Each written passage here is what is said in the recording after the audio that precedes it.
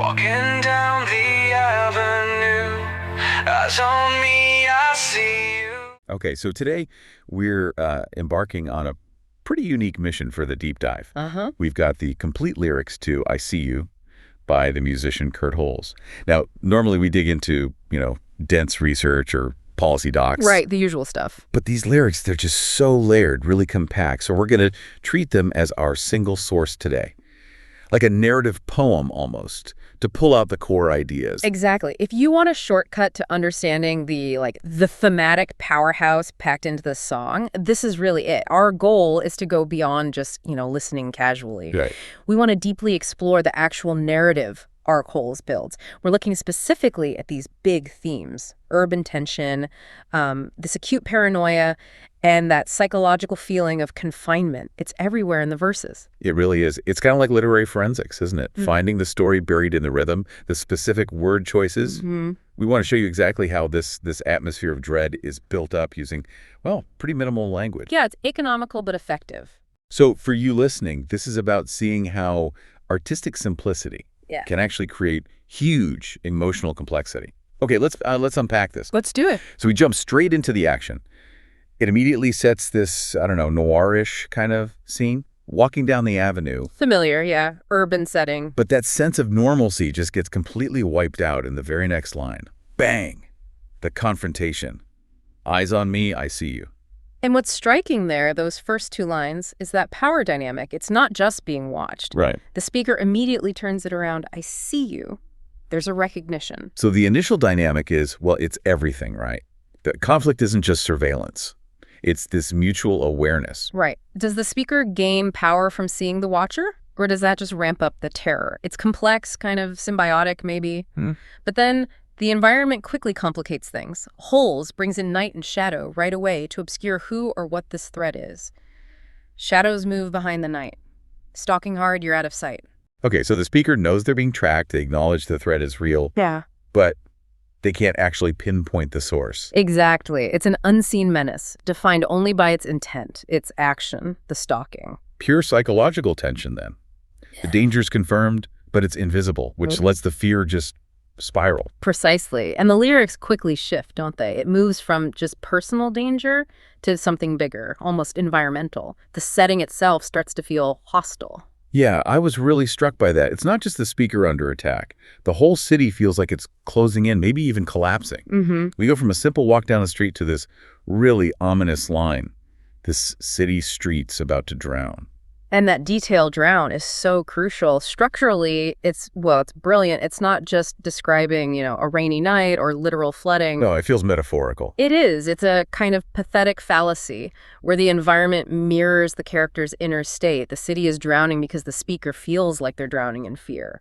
So that detail elevates the whole conflict. It's not just a chase anymore. It becomes this massive internal crisis playing out externally, a feeling of being submerged, overwhelmed by the city itself. Right, suffocated. Which makes sense then. That feeling pushes the speaker inward, focusing on their own body's reaction. Exactly. Let's talk about that, because the next lines show the physiological response taking over almost before logic. We get heartbeat racing, can't slow down. Very visceral. Classic panic response. And then this weird auditory thing, echoes dancing all around. What's that about? Well, now we're moving into this realm where the internal state, the panic, is actively messing with external perception. The racing heartbeat confirms the fear, but those echoes dancing, that sounds like paranoia made audible. The city sounds aren't distinct anymore. They're just melting into this chaotic, overwhelming noise. Which brings up that really key question the lyrics kind of leave hanging, doesn't it? Yeah. Is the danger purely external, physical? Or is the character's own anxiety actually creating some of this, or at least massively amplifying the threat? Yes. When anxiety gets that strong, it starts to warp reality itself. And the lyrics play right into that ambiguity. It keeps the intensity cranked up. The speakers is trapped by their own hyper-awareness in a way. Totally. And then we get this critical shift. The threat zooms in, becomes really personalized. Right. This is where it stops being just general urban fear and becomes targeted. The lines are clear. Whispers following my name, playing this relentless game. Following my name, that's specific. And that word game, that changes the whole dynamic, doesn't it? It really does. Calling it a game suggests Well, history, a pattern, maybe even a kind of twisted intimacy between the stalker and the stalked. So not a random attack. No, this feels like an established psychological dance. The fear isn't brand new. The speaker seems to know the rules of this awful engagement. And that feeling is hammered home by the next line.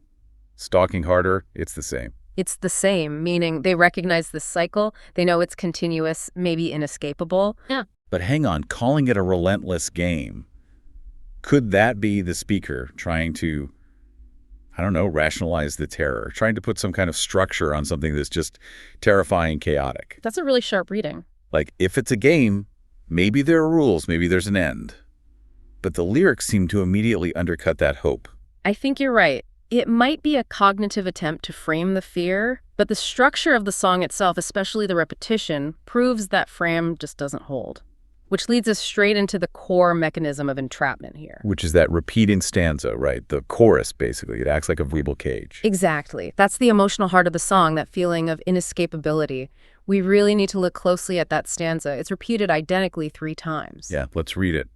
Turn away, don't look back, stalking hard, I see your track, no escape, no turning back, staring in the dark, so black. The structural significance of repeating that identically is huge. Holes forces you, the listener, into the same psychological loop as the speaker. Like being stuck on repeat. Precisely. If there were slight changes each time, it might suggest progress or a shift. But making it identical means the character, and you are cognitively stuck right there, in that moment of dread and paralysis. No escape, no turning back. It just becomes this absolute mantra. It totally reinforces that relentless game idea we were just talking about. Absolutely. It slams the door on any possibility of choosing a different path. Yeah. And the image that closes that repeating section, maybe the bleakest one in the song. Staring in the dark, so black. Yeah. It's not just physical darkness, is it? It feels like a total void. Absence of hope, of clarity, any kind of rational way out. The speaker is just suspended in this psychological space where the anxiety is the only thing that's real and constant. Wow. Okay, so moving into the final section then. The atmosphere gets incredibly tense. The confrontation feels like it's finally about to happen. And the lead up? The environmental cues ramp up one last time. The lines signal the approach. Street lights flicker as you near. That classic image, right? Yeah. Unstable reality just before the climax. That flicker feels like the final warning flare. Any lingering ambiguity about whether the stalker is real or imagined, it's gone now. This is the moment of definite approach. Yeah, the threat is described as closer, now the end is clear. We're moving from that abstract chase to a very specific, fated meeting. And the language used for what's expected to happen is so striking, almost violent. Face to face will feed the flame. That line, feed the flame, that's maybe the most critical transition in the whole piece. What does that flame represent? Good question. Destruction.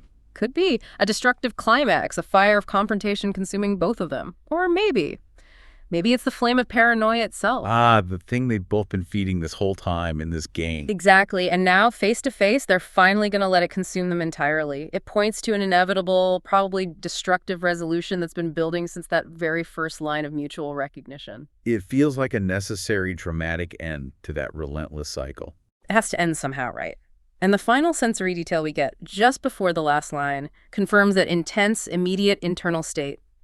Breathing heavy, filled with fear, the physical terror is peaking. Which leads directly to that final dramatic reappearance. It closes the loop perfectly. Stalking hard, you reappear. Yeah, that specific phrasing. That slight stretch on reappear, it emphasizes the suddenness, the startling presence. It confirms the cycle is complete.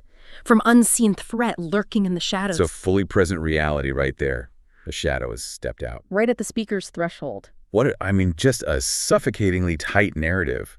We've seen how these really specific details in Kurt Hull's lyrics build this world defined by paranoia, this intense urban fear, and ultimately this inescapable, inevitable confrontation. Yeah, every single line seems engineered to tighten that sense of entrapment. And the big takeaway, I think, is how successfully Hull's maps that psychological state, that feeling of hypervigilance, of terror onto the physical city street. Right. The setting becomes the feeling. Exactly. And the result is this powerful sense of dread where everything, the environment, the heartbeat, the whispers, the echoes, it all conspires to prove that there really is no escape, no turning back. And this whole dense, compact story just ends right there, on the brink of impact.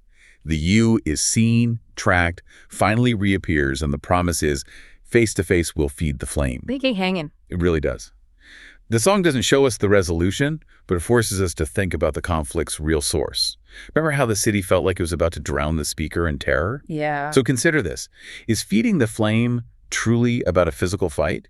Or is it maybe the final surrender to that internal terror, confirming that the relentless game itself was the real danger all along? What does feeding that flame ultimately mean for the speaker? Dive deep. In the dark so black, whispers following my name.